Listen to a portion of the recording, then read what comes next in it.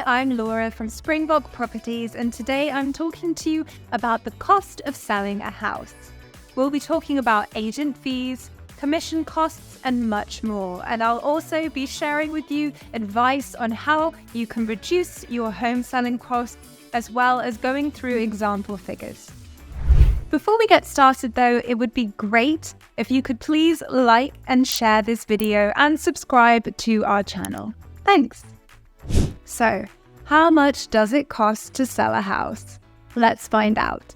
First, we need to understand the different costs that are involved if you sell a property on the open market. I'll pop these up on the screen, but remember these costs when selling with an estate agent. A lot of these costs wouldn't apply if you use a cash buying company. Estate agent fees. Marketing and advertising expenses when using online estate agents, conveyancing fees, mortgage fees, preparation costs, energy performance certificates, capital gains tax, CGT, miscellaneous costs such as removal fees. I'll look at each one in more detail before we calculate the total cost of selling a house. Firstly, agent commission fees. Now, every estate agent is going to be different, and their fees could depend on your location and the type of service you choose.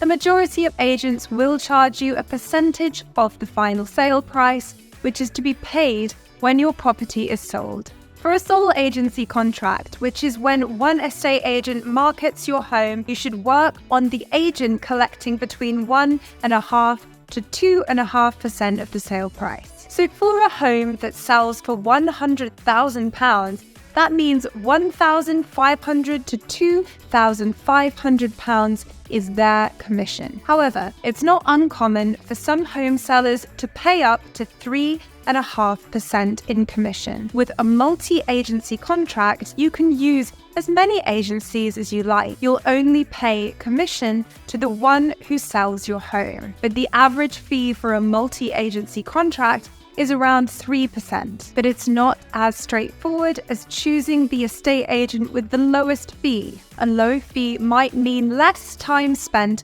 on marketing your home, negotiating offers for you, or communicating with buyers. That can mean you're on the market for a long time, waiting for your home to sell. A more expensive agent might be more familiar with the market and have a dedicated marketing team.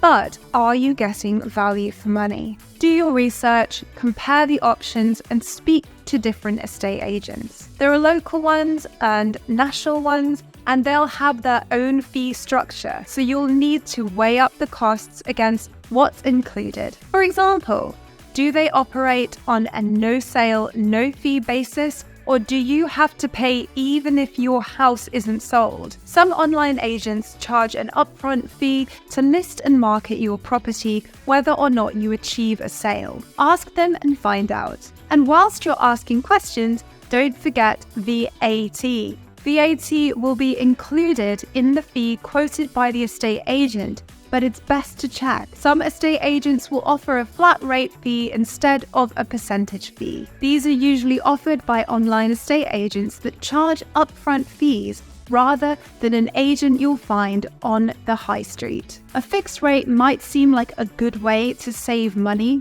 but again, make sure you know exactly what you're getting before you sign up. And that's a good question. What exactly do you get? You're paying a commission, so you want to know what you're paying for. Remember though, you won't have to pay any estate agency fees if you use a cash buying company.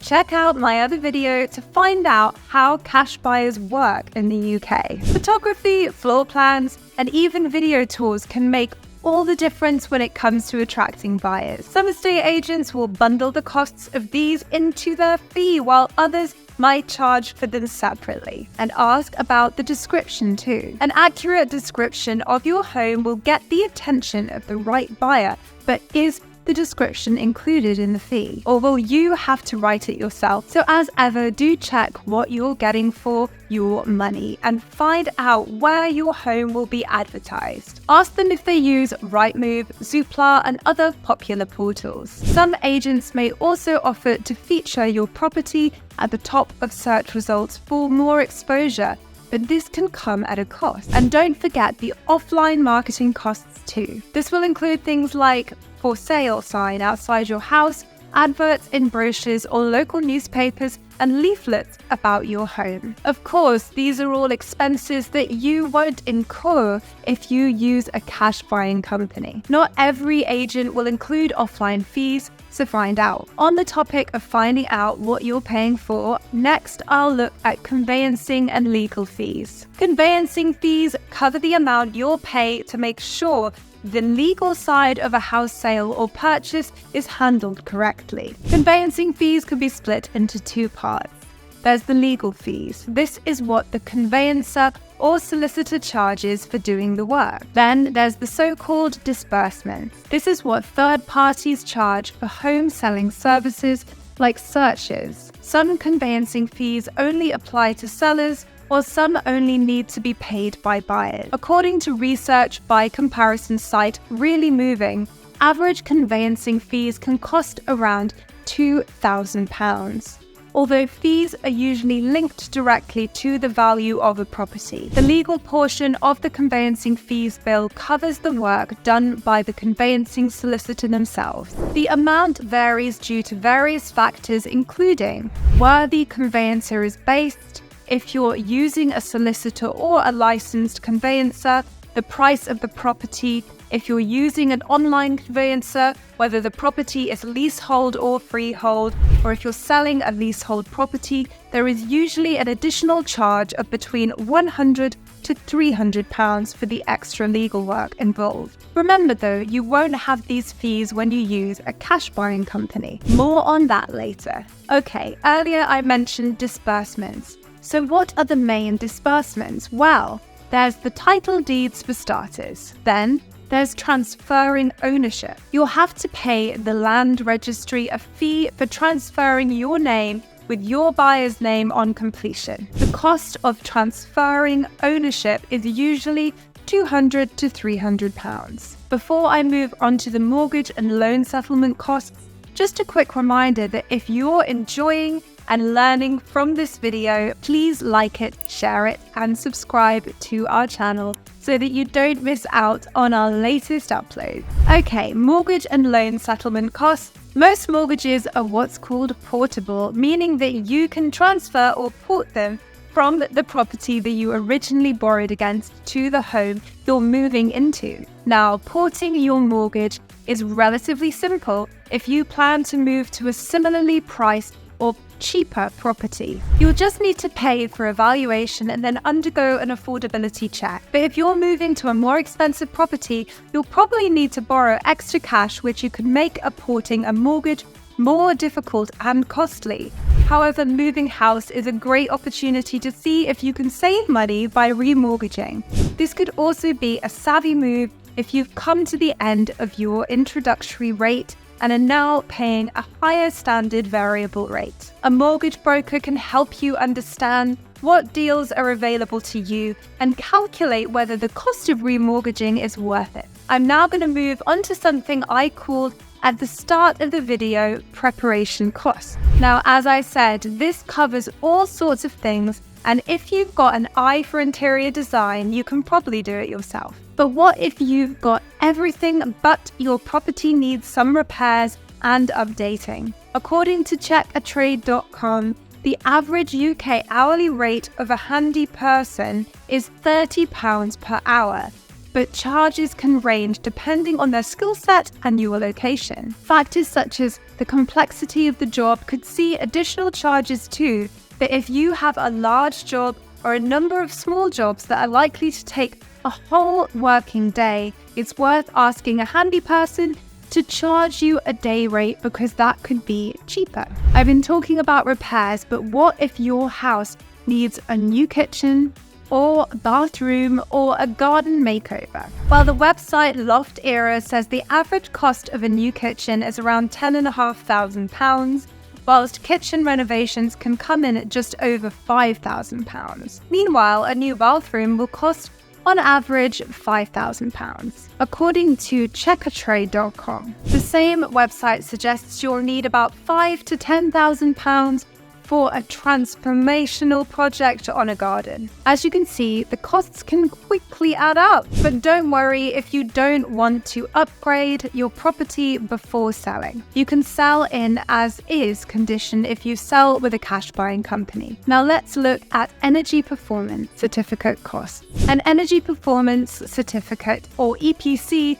is a certificate that shows how energy efficient your property is. It's valid for 10 years and includes estimated energy costs, as well as a summary of your home's energy performance related features. If you need a new one, EPCs can cost up to £120. To check whether you already have an EPC certificate, go to the gov.com UK website. I'll put the link in the description for you. Right, the next cost to look at is capital gains tax. You'll need to pay capital gains tax, known as CGT, when you sell an asset that has increased in value since you bought it. Usually when you sell your main home or your only home, you don't have to pay any capital gains tax due to what's called private residence relief. Now, one of the biggest costs you'll face will be removal costs. Whether you're hiring a van and doing it yourself or enlisting the help of a removal firm to do everything, you can't overlook the cost of moving. CompareMyMove.com claim that the average removal company costs for a 3-bedroom house traveling 50 miles are £806. They say that it will cost around £1,200 with packing and furniture dismantling services added. Naturally, removal costs will vary and depend on the distance traveled, the number of items, the location, and the services you require. But that gives you a rough idea of the costs. Then there are miscellaneous costs like a professional house clean, redirecting your post to your new address, and storage costs. So with all of that in mind, it's time to calculate the total cost of selling your property. But not before I share with you a way to minimize your home selling costs. Here's how. You sell your house with a cash buying company. For a start, a cash buying company won't charge you any commission. They'll also cover all of your legal and conveyancing fees, and they will buy any house in any condition, whatever jobs needs to be done, big or small. Yes, you won't get the full market value, but you won't have to pay any fees, you won't have to pay for repair work, and you'll save a lot of time and hassle. The amount offered will vary from one cash buying company to another, but let's say that you've chosen one that offers you 89% of the market value. That means you get £178,000 for your house. There's no commission to pay. There are no legal fees to pay. You won't be paying utility bills, council tax, and a mortgage on a property you want to leave, and you won't have to pay for any repairs or staging. Plus, it saves you the inconvenience of finding tradesmen and being around when they visit. Yes, you would get slightly more with selling on the open market with an estate agent, but you've saved several months of your time and a lot of stress, delays and uncertainties, as well as the inconvenience of showing people around your house and sorting out paperwork. And it's a guaranteed sale that won't fall through like 1 in 3 sales that fall through with estate agents. I've covered a lot here, but who you sell your house to and how you do it has got to be your decision. You should never feel pressured into selling, so if you do, walk away and use a different company. As I've covered in my other videos, it's really important to do your research into cash buyers so you know what you're getting. If you've not watched those, take a look at our library of videos. The link is in the description below. I'm going to wrap things up now, but before I do, please remember to like this video, share it, and subscribe to our channel by turning on the bell icon for notifications. Thanks ever so much for watching. See you next time. Bye.